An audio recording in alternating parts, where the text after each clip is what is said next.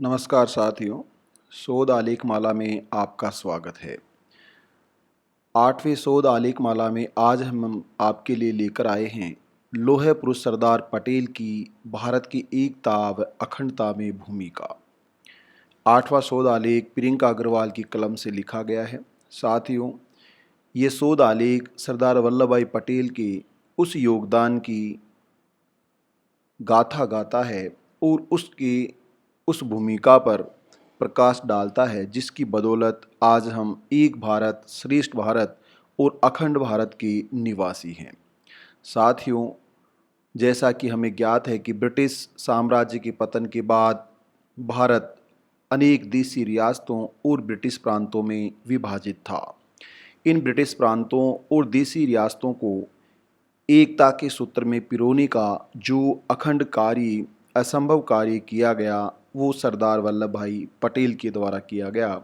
इसीलिए उन्हें iron man of India के नाम से जाना जाता है। तो आइए लौह पुरुष सरदार पटेल का भारत की एकता व अखंडता में क्या भूमिका रही है उस पर शोध आलेख में परिचर्चा करते हैं। सबसे पहले लौह पुरुष सरदार वल्लभ भाई पटेल की भारत की एकता और अखंडता में भूमिका प्रियंका अग्रवाल की कलम से। सार संक्षेप।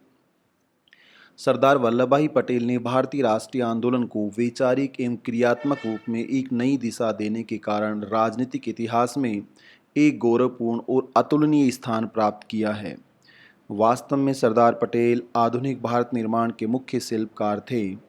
सरदार पटेल में बिस्मार्क जैसी संगठन कुशलता, कौटिल्य जैसी राजनीतिक चतुरता एवं दूरदर्शिता तथा अब्राहम लिंकन जैसी राष्ट्रीय एकता के प्रति अटूट निष्ठा थी। नव स्वतंत्र भारत देश में राष्ट्रीय एकता के प्रति उनकी प्रतिबद्धता अतुलनीय और समझौताहीन थी, जिस कारण उन्हें भारत का लौह पुरुष की उपाधि मिली।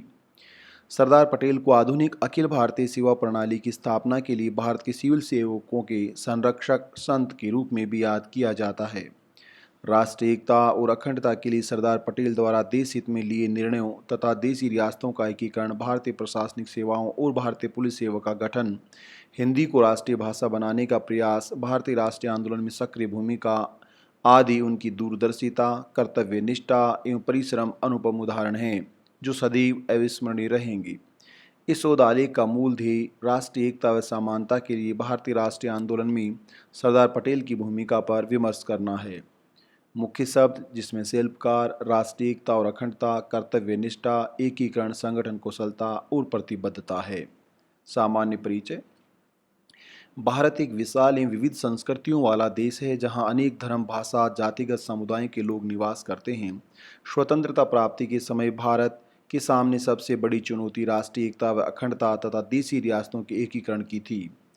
सरदार वल्लभ भाई पटेल ने अखंड भारत के राजनीतिक मानचित्र को एकता के सूत्र में पिरोकर एक ऐसा उदाहरण प्रस्तुत किया जिसकी मिसाल अन्यत्र कहीं देखने को नहीं मिलती।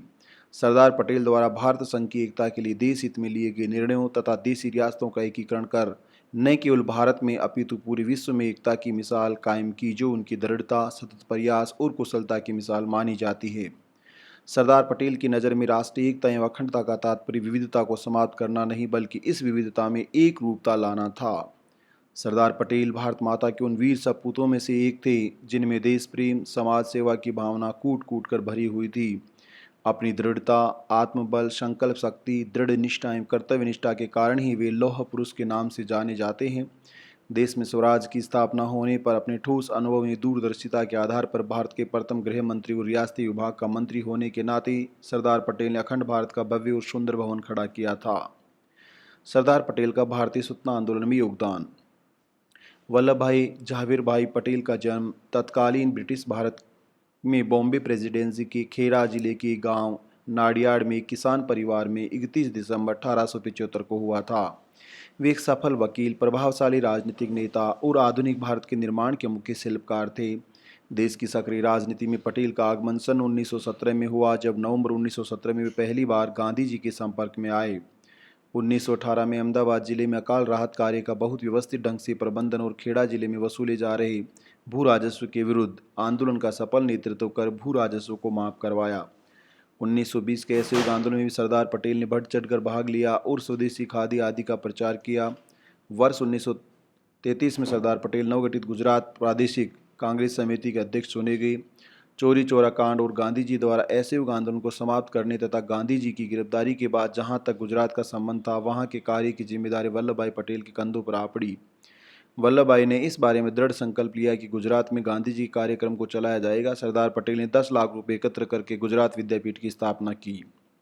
वर्ष 1927 में बारदोली में जमीन के लगान का समय समय पर पुनर्निर्धारण करने के कारण संकट पैदा हुआ, जिसके परिणामस्वरूप मौजूदा दरों में 30% की मनमानी वृद्धि की गई। जमीन के लगान में की गई अचानक वृद्धि से किसानों को भारी आघात पहुंचा। तब वल्लभ भाई ने बारदोली में इस लगान वृद्धि का शांतिपूर्ण ढंग से विरोध कर सत्याग्रह शुरू किया और परिणामस्वरूप बारदोली के किसानों की मांग मान ली गई। इस घटना के बाद वल्लभ भाई को बारदोली के किसानों द्वारा सरदार कहा जाने लगा। बारदोली सत्याग्रह की सफलता के बाद सरदार पटेल गांधी जी के बाद दूसरे नंबर पर अखिल भारतीय स्तर के नेता बन गए। दिसंबर 1929 में वल्लभ भाई को कांग्रेस के लाहौर अधिवेशन की अध्यक्षता सौंपी गई, किंतु उन्होंने पूर्ण स्वराज की प्राप्ति के लिए काम करने की बात कहकर इसे विनम्रता से टाल दिया। वर्ष 1931 के कांग्रेस के कराची अधिवेशन के अध्यक्ष पटेल चुने गए। जनवरी 1932 से 33 तक सरदार पटेल ने यरवदा जेल में अपने कारावास के दौरान अपना समय गांधी जी के साथ बिताया। इस दौरान सरदार पटेल ने चाय पीना और धूम्रपान करना छोड़ दिया तथा गीता का अध्ययन किया। सन 1937 में सरदार पटेल ने प्रांतीय विधानसभाओं के चुनाव का संचालन किया, जिसके फलस्वरूप कांग्रेस ने 11 में से 7 प्रांतों में जीत दर्ज की। सन 1940 के व्यक्तिगत सत्याग्रह के दौरान सरदार पटेल को गिरफ्तार कर जेल में डाल दिया गया और खराब स्वास्थ्य के कारण 20 अगस्त 1941 को रिहा कर दिया गया। सन 1942 के भारत छोड़ो प्रस्ताव पारित होने के दौरान सरदार पटेल को फिर से गिरफ्तार किया गया और जून 1945 में रिहा कर दिया गया। सन 1946 में बनी भारत की अंतिम सरकार में सरदार पटेल को गृह मंत्री और उप प्रधानमंत्री बनाया गया। वर्ष 1946 से 1950 के मध्य उन्होंने गृह मंत्रालय और रियासती मंत्रालय का कार्यभार, जो अत्यंत चुनौतियों से भरा था, उत्कृष्ट और अद्वितीय ढंग से संभाला। देशी रियासतों का भारत संघ में विलय और सरदार पटेल। अंतरिम सरकार में गृह मंत्री के पद पर रहते हुए सरदार पटेल का राष्ट्रीय एकता व अखंडता में एक महत्वपूर्ण कार्य भारतीय प्रशासनिक सेवा और भारतीय पुलिस सेवा का गठन करना था और इस कार्य के लिए उन्हें बहुत से ऐतिहासिक निर्णय लेने पड़े जो सदैव अनुकरणीय हैं। अतः इसी कारण सरदार पटेल को भारत में प्रशासनिक सेवाओं का जनक कहा जाता है। सरदार पटेल ने गृह मंत्री के रूप में राष्ट्रीय एकता व अखंडता के लिए सबसे महत्वपूर्ण कार्य देशी रियासतों के भारत संघ में विलीनीकरण का था।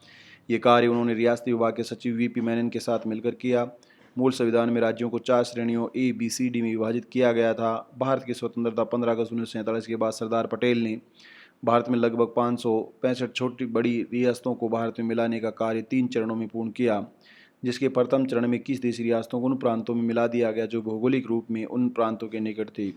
दूसरे चरण में 61 देशी रियासतों को केंद्र शासित क्षेत्र के रूप में परिवर्तित कर दिया गया। तीसरे तथा अंतिम चरण में अनेक राज्यों के समूह का विलय करके राज्यों का निर्माण किया गया, जिसके अंतर्गत सौराष्ट्र, त्रावणकोर, कोचीन व 275 देशी रियासतों को मिलाकर 5 संघीय राज्यों का निर्माण किया गया था। 1956 में राज्य पुनर्गठन आयोग द्वारा इन 4 श्रेणियों ABCD को समाप्त करते हुए 16 बड़े राज्यों तथा 3 केंद्र शासित प्रदेशों की स्थापना की गई थी। रियासतों के एकीकरण के में सर्वप्रथम समस्या उड़ीसा तथा छत्तीसगढ़ में उत्पन्न हुई थी। उस समय उड़ीसा राज्य में कुल 26 रियासतें तथा छत्तीसगढ़ राज्य में 15 रियासतें थी, जिनमें सबसे बड़ी रियासत बस्तर तथा सबसे छोटी रियासत शक्ति थी। 14 दिसंबर 1947 को सरदार पटेल ने छोटे बड़े राजाओं के साथ बैठक करके तथा 15 अगस्त 1947 छत्तीसगढ़ के राजाओं से भेंट कर भारतीय संघ में विलय के लिए इंस्ट्रूमेंशन ऑफ एक्शन पर हस्ताक्षर करने के लिए राजी कर लिया। राजस्थान में उस समय 19 देशी रियासत और 3 ठिकाने कुशलगढ़, बांसवाड़ा, लावा, जयपुर, दाता, टोंक थे। इन सभी रियासतों का भारतीय संघ में विलय सरदार पटेल की सूझबूझ और दूरदर्शिता के कारण 7 चरणों में पूर्ण हुआ था, जो सन 1948 से प्रारंभ होकर 1 नवंबर 1956 तक पूर्ण हुआ।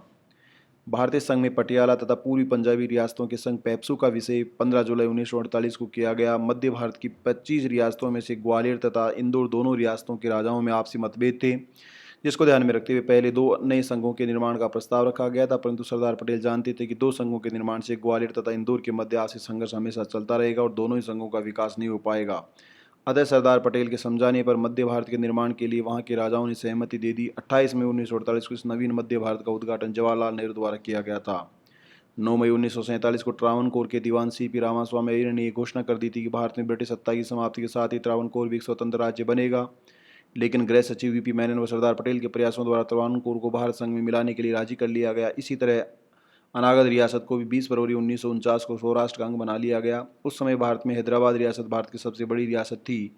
ये भारत के मध्य में स्थित होने के कारण इसे भारत का हृदय कहा जाता था। हैदराबाद पाकिस्तान में विलय होना चाहती थी, लेकिन ऑपरेशन पोलो के तहत सैनिक कार्रवाई द्वारा भारत सरकार ने 1948 में हैदराबाद रियासत को भारत संघ में मिला लिया। कश्मीर रियासत को लेकर भी भारत और पाकिस्तान के बीच गहरे मतभेद थे, क्योंकि कश्मीर भारत की उत्तर पश्चिमी सीमा पर स्थित होने के कारण दोनों देशों की सीमा साझा करता है, जिसके कश्मीर का क्षेत्रफल 84,471 वर्ग मील तथा जनसंख्या लगभग 40 लाख थी। स्वतंत्रता के समय कश्मीर की 79% आबादी मुस्लिम थी, जबकि वहाँ के तत्कालीन शासक महाराजा हरि सिंह हिंदू थे।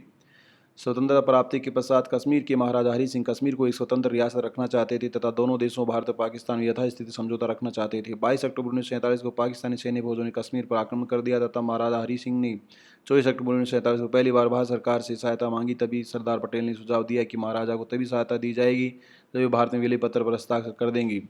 26 अक्टूबर 1947 को महाराजा हरि सिंह ने विलय पत्र पर हस्ताक्षर कर दिए। इस प्रकार सरदार पटेल की कर्तव्यनिष्ठा, संकल्प शक्ति, देश प्रेम की भावना, राष्ट्रीय जो भारत की एकता अखंडता में अतुलनीय योगदान दिया। सरदार पटेल का मानना था कि भारत को अंतर्राष्ट्रीय क्षेत्र में अपना उचित स्थान प्राप्त करने के लिए राष्ट्रीय एकता अनिवार्य है। सरदार पटेल हिंदू मुस्लिम एकता अखंडता को बनाए रखने का पुरजोर समर्थन करते थे। मार्च 1948 में राजस्थान में मत्स्य संघ का उद्घाटन करते हुए एन वी गोडविल ने कहा था कि यदि महात्मा गांधी हमारी स्वतंत्रता के निर्माता हैं तो सरदार पटेल भारतीय संघ के विश्वकर्मा हैं। नवीन भारत के निर्माण में सरदार पटेल की भूमिका सराहनीय है।